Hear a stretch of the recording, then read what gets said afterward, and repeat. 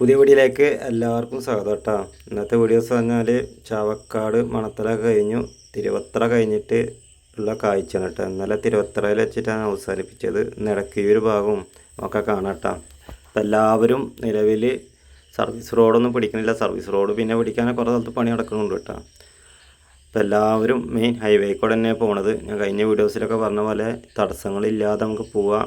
ഇത് കാപ്പിരിക്കാട് പറഞ്ഞാൽ തൃശ്ശൂർ ജില്ല കഴിഞ്ഞ് കാപ്പിരിക്കാട് വരെ തടസ്സമില്ലാതെ ഇപ്പോൾ പോവാം. തൃശ്ശൂർ ജില്ലയിൽ കാപ്പിരിക്കാട് കഴിഞ്ഞാലും പോകാട്ടോ. പിന്നെ മലപ്പുറം ജില്ലയിൽ മുന്നേ വർക്ക് കഴിഞ്ഞതാണ്.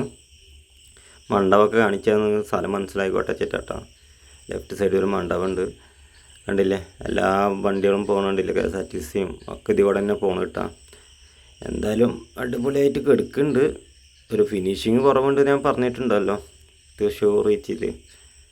കണ്ടില്ലേ? നടപ്പാതയുടെ വർക്കൊക്കെ ഒരുവിധമൊക്കെ കഴിഞ്ഞിരിക്കണം. ഒരുപാട് സ്ഥലത്ത് കഴിഞ്ഞിരിക്കണം കേട്ടോ.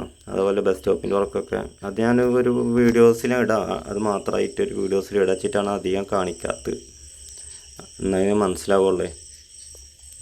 എന്തായാലും കൂടുതൽ ഇങ്ങനെ പറയാൻ മാത്രമൊന്നുള്ള കാഴ്ചയില്ല. എന്താ വെച്ചാൽ ഇവിടെ ഒക്കെ വർക്ക് കഴിഞ്ഞിട്ട് കുറച്ച് സമയമായി. കണ്ടില്ലേ? ബസ് സ്റ്റോപ്പാണ് കണ്ടത് കേട്ടോ. ബസ് സ്റ്റോപ്പ് നിങ്ങൾ ചിലപ്പോൾ കാണാൻ സാധ്യതയില്ല കേട്ടോ. ബസ് സ്റ്റോപ്പിൻ്റെ പണി ഇപ്പോൾ അടുത്താണ് കഴിഞ്ഞത്. മുന്നത്തെ വീഡിയോസിലൊന്നും ചിലപ്പോൾ ബസ് സ്റ്റോപ്പ് കണ്ടാവില്ല. ബസ് സ്റ്റോപ്പിൻ്റെ വർക്കൊക്കെ കഴിഞ്ഞിട്ടാണ്. നല്ല പുരോഗമനമൊക്കെ ഉണ്ട്. കണ്ടില്ലേ? എക്സെറ്റാണ്. ഇവിടെ ഇറങ്ങണം കേട്ടോ. നമ്മൾ ഇടക്കയൂർ ഭാഗത്തേക്കൊക്കെ പോകണവർക്ക് ഇവിടെ ഇറങ്ങണം. ഇടക്കയൂർ പള്ളി ഭാഗത്തേക്ക് പോകണവർ ഇവിടെ ഇറങ്ങണം. ഇനി ഇവിടെ കഴിഞ്ഞാൽ പിന്നെ അടുത്തൊന്നും ഇല്ല കേട്ടോ. പിന്നെ ഒറ്റേനി കഴിഞ്ഞിട്ടാണ് ഇറങ്ങാൻ പറ്റുള്ളൂ.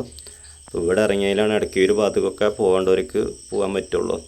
ഈ ഇടക്കിയൂർ ഭാഗം ഒരു പ്രത്യേക ഭംഗിയുണ്ട് കേട്ടോ. ഈ അണ്ടർപാസ് നല്ല ഞങ്ങൾ വീഡിയോസ് ഒന്ന് ശ്രദ്ധിച്ച് നോക്കിയാൽ നമുക്ക് മനസ്സിലാവും. ഒരു പ്രത്യേക ലുക്കാണ് ഈ ഭാഗത്ത്. പിന്നെ അത് മാത്രമല്ല, ഇപ്പോൾ ഇടക്കിയൂർ അണ്ടർപാസിന് മേലെ കൂടെ പോകുന്നത് നിങ്ങളൊന്ന് വീഡിയോസ് ഒന്ന് നോക്കി നോക്കട്ടോ. നല്ല ഇതിലൊന്ന് കണ്ടു നോക്കി നോക്ക്.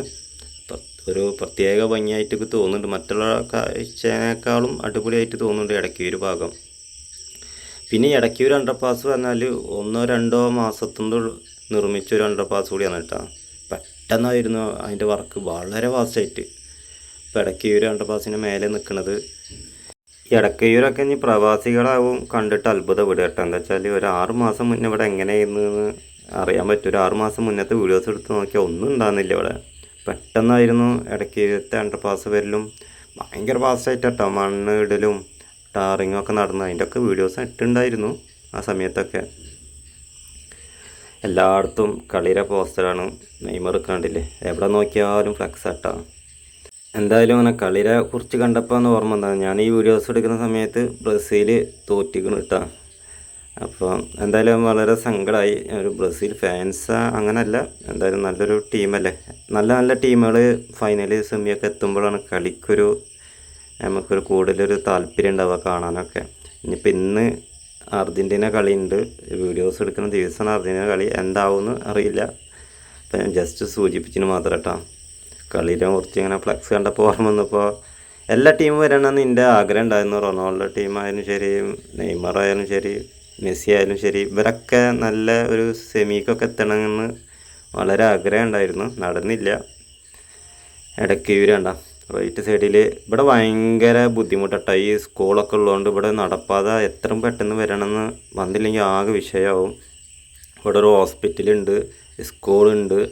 നിങ്ങൾക്ക് ആ വീഡിയോസിൽ ഇപ്പോൾ ഒരു കാഴ്ച കാണിച്ചാൽ കണ്ടോ, ഒരുപാട് പിള്ളേരാണ് നിൽക്കണണ്ടില്ലേ. ഇങ്ങനെ വണ്ടി സ്പീഡ് പോകുമ്പോൾ ഇത് മുറിച്ച് കിടക്കുക കേട്ടോ. ഒരുപാട് പിള്ളേർ നിൽക്കണണ്ടില്ലേ. ഇത് ബസ്സിനകത്തേക്കാണ്, അങ്ങോട്ടും ഇങ്ങോട്ടും ക്രോസ് ചെയ്യും. അതുപോലെ തന്നെ ഇവർ കയറണമെങ്കിൽ ഒരാൾ ആയിട്ടുണ്ട് കേട്ടോ. താഴ്ച അവിടുന്ന് കൊത്തി പിടിച്ചിട്ടാണ് ഇപ്പോൾ ഈ നിൽക്കണ പിള്ളേരൊക്കെ വന്ന് കയറിക്കണത്. കണ്ടില്ലേ? ഇടയ്ക്ക് ഒരു ഭാഗം നിവർന്ന് കിടക്കുന്ന നോക്കിയാൽ ഇവിടെയൊക്കെ ഒരു 120 സ്പീഡൊക്കെ പോകട്ടോ. ആരും പോകരുത്, ഞാൻ പറയാം. അത്ര ഒരു നിവർന്ന് കിടക്കുന്ന ഒരു ഭാഗമാണ് ഇടയ്ക്ക് ഒരു ഭാഗം എന്ന് പറഞ്ഞാൽ. കുറേ ദൂരം വരെ കണ്ടോ. മൊബൈൽ നോക്കുമ്പോൾ അറ്റം കാണാത്ത പോലെ ഇല്ല വീഡിയോസിൽ നോക്കുമ്പോൾ.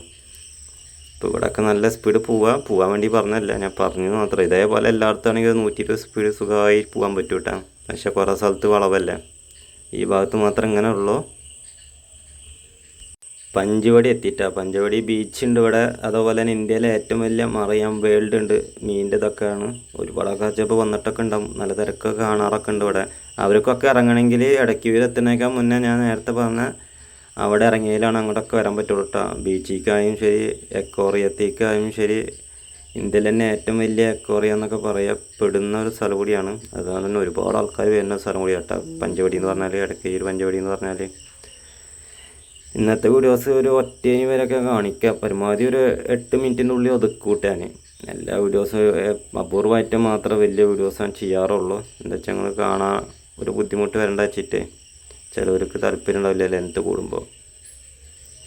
കണ്ടില്ലേ വണ്ടികൾ നീണ്ടു നിവർന്ന് കിടക്കട്ടെ ഈ ഭാഗത്തൊക്കെ കണ്ടില്ലേ. ഞാൻ ഒന്നുകൂടി വന്ന വഴി ഒന്ന് കാണിച്ചെന്ന് മാത്രം കേട്ടോ.